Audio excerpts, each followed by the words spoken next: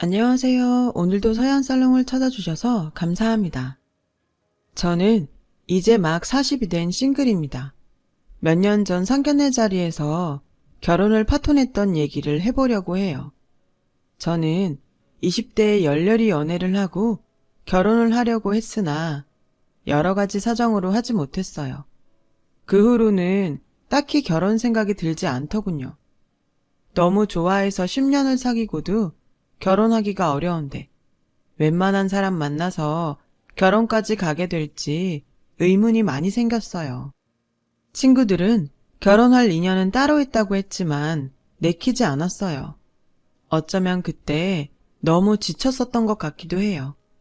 그러다가 작년에 친구 한 명이 엄청 푸시를 해서 소개팅을 나가게 됐어요. 일단 자기만 믿고 나가보라고 계속 전화를 했거든요. 나가고 싶은 마음이 정말 없었는데 그래도 저 생각해줘서 그러는 게 고마워 나가기로 했죠. 남자는 이제 막 전문의를 딴 성형외과 의사였어요. 원래는 다른 전공을 하고 사회생활을 좀 하다가 다시 의대에 들어가서 늦게 의사가 된 거라고 하더군요. 내심 참 대단하다는 생각이 들었어요. 다들 생각만 하는 일을 용감하게 실천한 거니까요. 성형외과 의사라서 그런지 굉장히 깔끔하고 단정했고 인상도 밝고 좋더라고요. 솔직히 호감형이어서 마음에 들었어요. 저는 음악을 전공했는데 그 남자는 그걸 참 좋아했어요. 자기도 음악에 관심이 많다고요. 그렇게 얘기를 하다 보니 생각보다 음악 취향도 잘 맞았고 취미나 음식 좋아하는 것도 비슷하더라고요. 영화를 좋아하는 것도 같았고요. 처음 만난 자리에서 영화 얘기에 드라마 이야기, 음식 이야기를 하다 보니 시간 가는 줄 몰랐고 낮에 만난 저희는 저녁까지 먹고 헤어졌어요. 저는 그저 말이 좀 통한다고만 생각하고 가벼운 마음으로 있었는데 다음 날부터 남자가 저한테 계속 전화를 하더군요. 제가 마음에 들었다며 정식으로 사귀어 보자는 거였어요. 저도 싫지는 않았지만 나이가 있으니까 망설여졌어요. 제 나이면 일단 결혼을 전제로 사귀게 될 테니까요. 저는 사실 차라리 혼자 사는 게 더 편하겠다는 생각이 들었어요. 그런 제 마음을 알았는지 남자는 일단 다른 건 정하지 말고 서로 잘 통하니 만나는 시간에 충실하자고 하더라고요. 그렇다면 나쁘지 않을 것 같아서 저도 결국은 그러자고 했어요. 저희는 만날수록 참 잘 통하는 것 같았어요. 영화관에 가서 영화도 보고 지방의 유명한 맛집을 찾아서 밥을 먹고 하는 것도 괜찮더라고요. 그러다가 서로의 방 인테리어를 조언해줄 만큼 친해졌어요. 이 정도쯤 되자 소개해준 친구는 그냥 어영부영 넘기지 말고 올해가 가기 전에 결혼을 하든지 결혼 약속을 하라고 엄청 적극적으로 밀더라고요. 우린 서로 결혼에 대해서 부담 갖지 않기로 했어. 지금 이대로 지내는 것도 만족스럽고 라고 하자. 너 지금은 괜찮을지 몰라도 나이 좀만 들어봐. 주변에 친구들은 다 가정 있는데 너만 혼자면 그것도 되게 쓸쓸하고 외로워. 우울증이 괜히 생기는 줄 아니? 혼자서 사니까 그래. 그러지 말고 잘 생각해봐. 라더군요. 그 말도 맞는 말이긴 했어요. 부모님이 제가 자유로운 직업에 예술 전공자라고 좀 내버려 두신 건 있지만 이제나 저제나 제가 결혼하겠다는 말을 꺼내기를 기다리고 계신다는 걸 알고는 있었어요. 저는 대학에서 클래식 작곡을 전공했지만 프로듀싱 공부를 따로 해서 여러 대중가요 작업에도 참여했죠. 가끔 입시생들을 봐주기도 했고요. 벌이도 나쁘지 않고 재미도 있었어요. 남자도 은근 제 직업을 주변에 자랑하듯 얘기하는 것 같더라고요. 제가 시간을 어느 정도 자유롭게 쓸 수 있어서 남자 병원 일하는 시간에 맞춰서 편하게 만나는 것도 되게 좋아하는 눈치였어요. 사실 제가 자기한테 맞춰주니 얼마나 편했겠어요. 그런 것들이 좋았는지 남자는 언젠가부터 결혼 얘기를 자연스럽게 꺼내기 시작하더군요. 저도 친구나 부모님 때문에 조금 마음이 흔들리긴 했지만 그렇다고 적극적으로 결혼에 발벗고 나서진 않았어요. 그랬더니 이 남자가 점점 집착하면서 어쩌다 전화를 못 받으면 수십 번 하는 거였어요. 왜 전화 안 받았어? 작업했어? 내일 한다며. 거기 있는 사람 누구누구야? 라고 하질 않나? 혹시 나 말고 다른 남자 있는 거 아니야? 그러니까 결혼 얘기만 나오면 이렇게 심드렁하지. 라며 사람 숨통을 조여왔어요. 일하는 시간이 바뀌었어. 자기도 환자 예약 시간 바뀔 때 있잖아. 그거랑 똑같은 거지. 그리고 같이 일하는 사람들인데 누구랑 있으면 뭐. 내가 자기 간호사들 일일이 확인 안 하잖아. 라고 짜증을 냈더니 얼른 아니 그런 의도는 아니었어. 미안해. 화난 거 아니지? 화 풀어. 라고 비굴할 정도로 사과하는 게 반복되곤 했죠. 저는 이런 지겨운 관계로 남게 될 바에야 헤어지는 게 낫지 않을까 그런 생각까지 했어요. 그런데 그런 낌새를 알아챈 건지 어느 순간부터 집착적으로 전화를 안 하더군요. 또 사람이 굉장히 순순해졌더라고요. 뭐든 저한테 잘 맞춰주려고 했고 다신 일하는 거 가지고 말 안 했고요. 계속 그런 상태가 잘 유지되니 저도 이 남자라면 괜찮지 않을까 그런 생각이 들었어요. 친구 말대로 나중에 혼자 외로워지면 어쩌나 하는 마음이 컸죠. 그러던 어느 날 남자는 식사 약속에 핑크 장미 백송이와 반지를 가져와 저에게 청혼을 했어요. 정혜야, 난 진짜 다시 너 같은 사람 못 만날 것 같아. 물론 우리가 결혼을 생각하고 만난 거 아닌 거 알아. 네가 결혼에 큰 뜻이 없다는 것도 알지. 하지만 네가 그런 생각했던 거 엄청 후회될 만큼 내가 매일 재미있는 결혼 생활 만들 자신이 있어. 너도 나 알잖아. 한번 마음 먹으면 뭐든 그렇게 하는 거. 나는 우리가 같이 있을 때 이렇게 좋은데 굳이 결혼 안 하고 이렇게 있어야 할 이유를 모르겠거든. 항상 같은 공간에서 서로 보면서 지내면 얼마나 좋을까? 난 요새 그 생각밖에 안 하고 살아. 너도 솔직히 우리 만나는 거 좋아하잖아. 같이 있으면 즐겁고 그런데 계속 따로 떨어져 살아야 할 이유가 있을까? 나 정말 너랑 결혼하고 싶다. 결혼해줘. 너무도 솔직한 그의 고백에 조금 감동했어요. 내가 뭐라고 이렇게까지 하나 싶은 생각도 들었죠. 저는 그렇게 솔직하고 절절하게 청혼하는 사람에게 대뜸 아니라고 못했고 어영부영 그러다가 정말 결혼 이야기가 진행되기 시작했네요. 저는 남자의 부모님을 만나러 가기 전날 생각이 많아졌어요. 이거 내가 원해서 하는 결혼이 맞나? 말이 잘 통하고 같이 있는 게 즐거우면 정말 결혼하는 게 맞는 건가? 얼떨결에 결혼을 선언하고 나니 여전히 마음에 찜찜함이 있었거든요. 친구는 잘 생각했다고 적극 찬성했지만 어차피 남이 살아주는 인생이 아닌 제 인생이니까요. 그래도 저는 제가 한 결정에 책임을 져야 했어요. 마음은 무겁지만 남자의 부모님을 만나러 갔어요. 저희는 만나면서 서로의 집안 얘기는 하지 않았기 때문에 저도 남자 부모님이나 집에 대해 몰랐고 남자도 저희 집에 대해서는 몰랐어요. 저야 결혼이 전제가 아니니 그 사람 집이나 부모님이 궁금하지 않았고 남자는 제가 말하지 않으니 알지 못했던 거죠. 그래서 남자 집을 가는 내내 꽤 긴장이 되고 겁도 났어요. 시부모님 되실 분들한테 실수라도 하면 어쩌나 싶었거든요. 그래서 선물도 할 수 있는 한도에서 제일 좋은 것들로 준비했죠.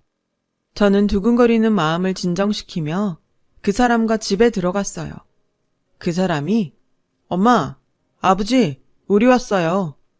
라고 하자 어머님이 나오셨는데 얼굴에 웃음기가 없으셨어요. 저는 괜히 가슴이 철렁해서 인사를 드렸는데 어머님은 저를 위아래로 쓱 보시더니 제가 가져온 선물을 들고 아무 말 없이 부엌으로 가버리셨어요. 아버님은 거실 바닥에 앉으셔서 TV를 보고 계셨는데 저희한테는 눈길도 안 주시더라고요. 저는 민망한 반, 화난 반, 얼굴로 남친을 쳐다봤고 남친은 리모컨으로 TV를 꺼버리더군요. 저희 왔는데 이러고 있으면 어떡해요? 라며 남친이 원망 섞인 목소리로 말하자 지금 좀 중요한 데 하고 있어서 그랬어. 라고 하시고 마지못해 저희 쪽으로 돌아 앉으셨어요. 아버님은 제가 인사를 해도 받는 둥 마는 둥 하시고 담배를 꺼내 피우시는데 정말 민망하기도 하고 불편했어요. 남친이 아버님한테 계속 눈치를 줬지만 아버님은 본 척도 안 하고 계속 담배를 피시더군요. 그냥 일어나서 가고 싶은 마음이 드는데 어머니가 과일을 깎아서 들고 나오시면서 이 접시 세트 저번에 우리 정은이 환자가 고맙다고 보내온 거야. 어찌나 고급스러운지. 얘네 병원이 환자한테 선물도 못하게 하고 그러니까 어떻게 우리 집 주소를 알아서 이걸 보냈더라니까? 라며 자랑을 하듯 제 앞에 놓으시더라고요. 그런데 원래 의사들 사적으로 선물 받으면 안 되잖아요. 제가 당황해서 남친을 쳐다보니 남친도 어쩔 줄 몰라 하며 엄마, 그런 게 왔으면 돌려보내야지. 그냥 받으면 어떡해? 우리 병원 만드신 원장님 원래 대학 교수로 있다 나오셔서 이런 거 예민하다고. 뭐 어때? 한번 그런 건데. 엄마가 나이 들어서 이런 거 잘 몰라서 받았다 해. 라며 대수롭지 않게 얘기하는데 진짜 마음이 복잡해지더라고요. 게다가 어머님은 부모님이 무슨 봉사 같은 걸 하신다면서 그런 거 돈도 별로 안 되고 괜히 시간만 뺏기고 힘만 드는데 딸이 옆에서 못하게 말려야 되는 거 아니니? 하긴 너도 맨날 출근하는 일도 아니고 무슨 음악 같은 거 녹음한다며? 보아하니 정규직도 아닌 것 같은데 월급은 제대로 받는 일이야? 웬만하면 지금이라도 사무직 같은 거 찾아보면 어때? 남친은 제가 무심코 지나가며 말했던 부모님 밥차 봉사 얘기랑 제 직업 얘기를 했던 것 같아요. 남친은 완전 허둥대면서 엄마, 잘 알지도 못하면서 왜 그래? 정해도 돈 잘 벌어. 잘 나간다고. 라며 어떻게든 어머님 입을 막아보려고 했지만 그게 항상 잘 되라는 법 있어? 지금이야 그런 일이 좋아 보일 수 있겠지만 나이 더 들어서는 어쩔 건데 미리 다 생각을 해놔야지. 잘못하면 너만 죽어라 이래서 돈 벌어야 되잖아. 라고 하시는데 정말 어이가 없었어요. 그래도 저는 그 자리에서 예의를 지키기 위해 최선을 다했고 남친 집을 나오자마자 결혼 다시 생각해보자는 말을 했어요. 그러자 남친은 펄쩍 뛰면서 오늘 일은 정말 미안해. 엄마도 아버지도 요즘 컨디션이 좀 안 좋으셔서 그런 거니까 네가 이해 좀 해줘. 젊은 우리가 나이 드신 분들 이해해야지. 안 그래? 내가 다시 부모님한테 잘 말씀드릴게. 원래 좀 무뚝뚝하셔도 사귀고 보면 우리 부모님 같은 사람들도 없어. 라며 설득했어요. 저는 그렇게까지 얘기하는 남친이 안쓰럽기도 했고 그 정도로 저와의 결혼을 진지하게 생각해주는구나 싶어서 일단 계속 진행하기로 했어요. 한번 만나보고 섣부른 결정을 하면 안 된다는 마음도 있었고요. 그리고 남친이 저희 집에 오는 날이 됐어요. 엄마는 예비사위가 온다며 새벽부터 장을 보셔서 하루 종일 음식을 하느라 정신이 없으셨어요. 아빠도 일찍 목욕탕에 다녀오셔서 말끔한 옷차림을 하고 계셨고요. 그렇게 남친이 오길 기다리고 있는데 30분, 1시간이 지나도 오지 않는 거였어요. 그러더니 결국 2시간이 지나서야 앞에 있던 수술이 너무 늦게 끝나서 다른 수술에 들어가야 된다며 못 온다고 하지 않겠어요? 엄마는 기분이 안 좋아 보이셨는데 애써 표현을 안 하시며 좋게 넘어가셨어요. 아빠는 수술하다 보면 그럴 수 있다면서 이해해주자고 하시고요. 하지만 전 정말 불쾌했어요. 진짜 너무한 거 아니야? 내가 자기 집에 가서 그런 말도 안 되는 대우받은 것도 꾹 참았는데 어떻게 부모님한테 인사하는 날 안 와? 그렇게 바쁠 것 같으면 미리 연락을 했어야지. 그게 그렇게 어려워? 이건 우리 집을 무시하는 걸로밖에 안 보여. 자기가 항상 날 설득하느라 애쓰는 거 보고 어떻게든 이해하려고 했는데 이번 건 정말 아니다. 자기 부모님은 그렇다 치고 자기까지 우리 집을 우습게 알면 내가 어떻게 결혼을 하겠어? 라며 따지자 정말 연락할 형편이 안 됐었다고 앞에 얼굴 윤곽 수술한 자가 생각보다 시간이 오래 걸려서 다음 환자까지 늦어졌는데 그럼 어떡해. 지금까지 나 잘 이해해주고 잘 맞춰줬잖아. 이번에도 그렇게 생각해주면 안 될까? 내 사정도 있는데 너무 화만 내니까 좀 그렇다. 내가 꼭 따로 찾아갈게. 라고 하더니 정말 그 다음날 제가 집에 없는데 찾아와서 엄마 아빠한테 선물도 드리고 죄송하게 됐다고 100배 사죄하고 갔다고 하더군요. 엄마도 그 모습을 보시고 그래, 병원에서 그런 일 생길 수도 있지. 좋게 넘어가자. 라며 마음을 푸셨어요. 부모님은 제가 남친 집에서 어떤 대접을 받았는지는 모르셨어요. 그런 얘기를 하면 너무 속상해 하실까봐 차마 하지 못하겠더라고요. 그러니 부모님은 이해하자고 하셨고, 그런 부모님한테 결혼을 그만두겠다고는 말을 할 수 없었어요. 저도 남친에게 좋은 마음이 여전히 많았고, 부모님이 내가 결혼하길 바라시는데 남친과 헤어지고 또 언제 마음이 남자를 만날까 싶었죠. 그렇게 제 마음만 잔뜩 상한 양가 인사가 끝났고 양쪽 집안 상견례 날이 다가오고 있었는데 갑자기 남친 어머님한테 전화가 와서 너하고 따로 만나서 미리 얘기할 게 있다. 라며 바로 보자고 하시더군요.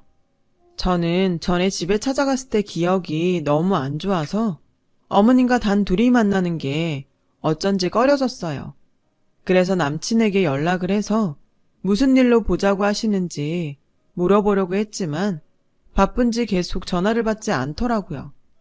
저는 아무것도 모르고 어머님을 만나는 게 영 불안해서 병원으로 찾아갔어요.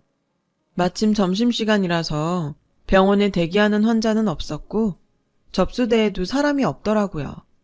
남친을 찾아서 진료실 복도를 왔다 갔다 하다가 남친에게 전화를 하려는데 한쪽 방에서 두런두런 사람들 목소리가 들려왔어요.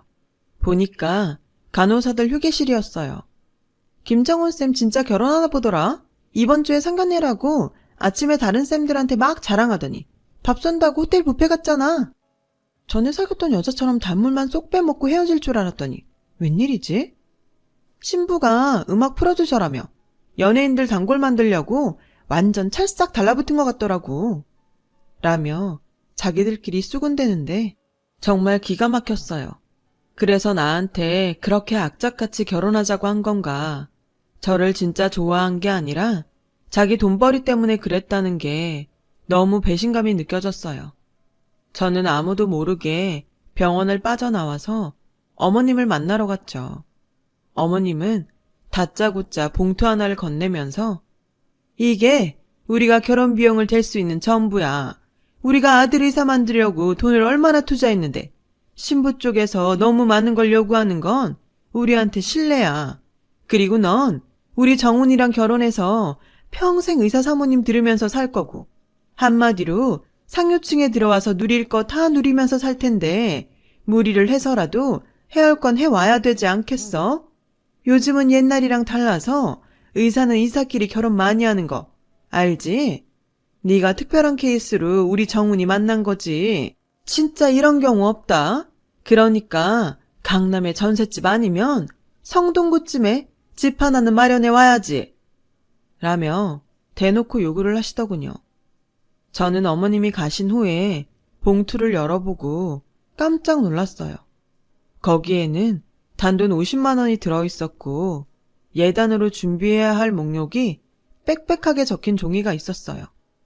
저는 집에 와서 그 봉투를 부모님께 보여드리면서 엄마, 고모부 그날 시간 되시는지 물어봐줘. 아니, 무조건 꼭 상견례장에 나오라고 해. 내가 진짜 그냥 안 넘어갈 거야. 그렇게 단단히 벼르고 있는데 남친 전화가 와서 아까 계속 전화했던데 무슨 일 있는 거 아니지? 라고 하길래 별일 없었어. 점심이나 같이 먹을까 했지. 참, 이번 주 일요일에 상견례에는 절대 늦으면 안 돼. 그날 갑자기 수술 생기거나 그런 거 아니지? 우리도 일요일은 쉬어야지. 아주 특별한 경우 아니면 수술 안 해. 엄마 아버지랑 늦지 않게 갈게. 걱정하지 마. 라며 전화를 끊었어요. 저와 부모님은 이미 마음으로 끝을 보자고 결정하고 상견례 날을 기다렸어요. 그렇게 상견례 날이 되었고 저와 부모님이 먼저 약속 장소에 나가 있었죠. 약속 시간이 30분쯤 지나자 남친이 자기 아버지와 들어오더군요. 그 뒤에 남친 어머니가 천천히 따라오셨고요. 어머님은 진한 화장에 화려한 복장을 하셨더라고요. 그에 비해 검소하게 차려입은 부모님이 일어나서 인사를 하자 남친 부모님은 거만한 표정으로 뻣뻣하게 인사를 받고 먼저 자리에 앉았어요. 남친 어머니는 우리 정훈이가 머리 하나는 기막히게 좋거든요. 회사도 대기업에 한 번에 들어갔는데 지가 안 되겠다 싶었는지 의사가 되겠다고 하더라고요. 진짜 아무나 못하는 거죠. 제 아들이지만 정말 사위 잘 보시는 겁니다. 라고 하자 엄마가 우리 정혜도 어디 가서 빠지는 애 아니에요. 학교 다닐 때도 계속 장학금 받았고 돈 잘 벌어서 오히려 우리한테 주거든요. 그러자 남친 부모님이 서로를 보며 우리를 비웃더군요. 예, 무슨 연예인들 노래 녹음해준다던데 요즘은 시대가 좋아져서 그런 일을 해도 이렇게 의사하고 대등해졌어요. 라는 남친 어머님 말에 아빠가 그렇죠. 요즘은 의사도 의사 나름이라고 하지 않습니까?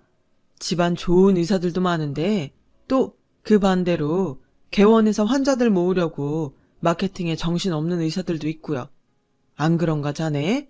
자네 병원도 의사들 셋이 같이 낸 병원이라던데 거기서 페이닥터면 할 일이 많을 텐데 말이야. 라고 하자 남친은 얼굴이 벌개져서 물을 벌컥벌컥 마시더군요. 그러자 남친 어머니는 정훈이네 병원에도 환자 많아요. 정훈이 대학 다닐 때 교수님이 나와서 만든 병원이라서 수준이 다르다고요. 따님이야말로 연예인이 잘 나가다가 망하면 백수되는 거 아닌가요? 의사는 그런 일하고는 차원이 다르잖아요. 우리 아들은 연예인들 얼굴을 고쳐주는 사람이에요. 지금 우리의 손님 중에 연예인이 몇 명인 줄이나 아세요? 라고 했고 남친 아버지는 아무래도 안 되겠어. 처음부터 마음이 영 안 내키더니 그만 일어나자. 라며 우리 부모님 얼굴도 안 보고 자리를 뜨려고 하더라고요. 그런 병원들도 있으니까 확인차 물어본 것 뿐입니다. 이렇게 펄쩍 뛰시는 거 보니 뭐 찔리는 거라도 있으신가요? 라고 아빠가 말하니 남친 어머님은 눈이 뒤집어져서 찔리긴 뭐가 찔려요. 잘 알지도 못하면서 남의 아들 병원 흠잡으니까 그렇죠. 내가 진짜 이렇게까지는 안 하려고 했는데 아무리 요즘 의사가 예전 같지 않다고 해도 의사 사위 목매다는 집들 아주 많아요. 결혼정보 회사에서도 우리 아들이면 아주 특급 신랑감이라고 했다고요. 그러니까 강남에 집 사주고 결혼 비용 다 될 거 아니면 이 결혼 안 하는 걸로 하겠습니다. 50만 원도 안 내놓으려고 했는데 제가 집에 올 때 아주 이것저것 잔뜩 사왔길래 성의 표시한 겁니다. 그런 줄 아세요? 해올 형편 아니면 못하는 걸로 합시다. 저희도 수준이 비슷해야 되지 않겠습니까? 남친 어머니 아버지가 연달아 말하자 부모님은 알겠다고 하셨어요. 아빠는 서류 하나를 보여주며 이게 우리 부부가 죽으면 정혜한테 물려주려고 한 강남 집무서입니다. 20평이 좀 안 되는 작은 거긴 해도 앞으로 재건축할 장소라서 투자 가치도 충분하고 값이 떨어질 일은 없는데 저도 그렇게 제 딸 무시하는 집에 보낼 수 없습니다. 그러자 갑자기 남친 부모님 안색이 변했어요. 남친은 당황해서 자기 부모님한테 막 눈치를 주더라고요. 그래서 제가 자기한테 이번에 컴백하는 가수를 갔나 봐. 내가 소개한다니까 나 믿고 간다고 하던데 대충 봐준 거 아니지? 왜 모르는 척해? 내가 저번에 가수들 갈 거라고 말했잖아. 라고 하니 남친 부모님은 입을 딱 다물더군요. 그때 고모부가 막 식당에 들어오셔서 내가 늦은 거 아니지? 시간 맞춰 온다는 게 5분 정도 늦었네. 고모부 괜찮아요. 이제 막 본격적인 얘기 있거든요.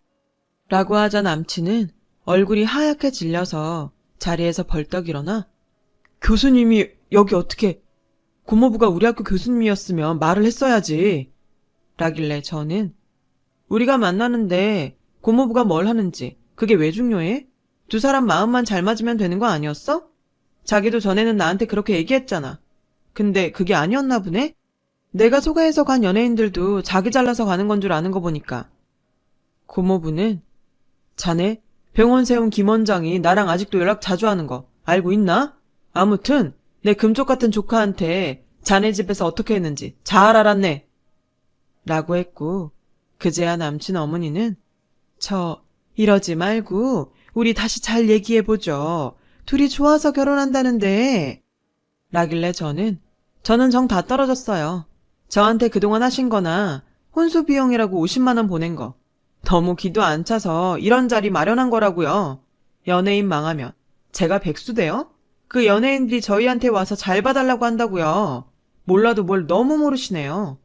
라고 했고 엄마도 그동안 우리 딸한테 어떻게 했는지 너무 잘 알겠네요. 얘기 듣고도 믿기지가 않았는데 더 진행되기 전에 알게 돼서 다행입니다. 라며 저와 아빠, 고모부 보고 나가자고 했습니다. 남친 부모님은 우리 고모부한테 아들 잘 봐달라고 사정했지만 고모부는 아무리 의사 아들이 잘났어도 남의 자식한테 그러면 되겠습니까? 우리 정혜도 귀한 딸이고 조카입니다. 그렇게 저의 결혼은 없던 걸로 됐고 저도 점차 일상으로 돌아왔죠. 그 뒤로도 남친은 저한테 여러 번 전화하고 만나달라고 했지만 거절했어요. 소개한 친구는 제 얼굴을 똑바로 보지도 못하고요. 그냥 제가 능력 있으니 혼자 살아도 될 것 같은데 정말 마음 잘 맞는 사람 만나면 어떨지 또 모르죠. 사람이 사람을 보고 만나는데 왜 그렇게 직업이며 돈이며 그게 1순위인 건지 그런 거에 눈멀어서 사람도 제대로 볼 줄도 모르면서 그것 때문에 사람한테 상처 두고 그렇게 살고 싶지 않습니다. 살면서 돈도 중요하죠. 명예도 중요하고요. 돈이 중요한 만큼 저도 능력 있고 멋진 사람이 먼저 되도록 더 노력하면서 살아야겠습니다. 그래야 정말 멋진 사람이 나타났을 때 한눈에 알아보지 않을까요? 제 이야기 이렇게 들어주셔서 정말 감사하고요. 늘 행복하세요. 여러분, 사연 댓글에 응원과 현명한 조언 부탁드려요. 좋아요와 구독은 저에게 큰 힘이 됩니다. 오늘도 좋은 일 가득하세요.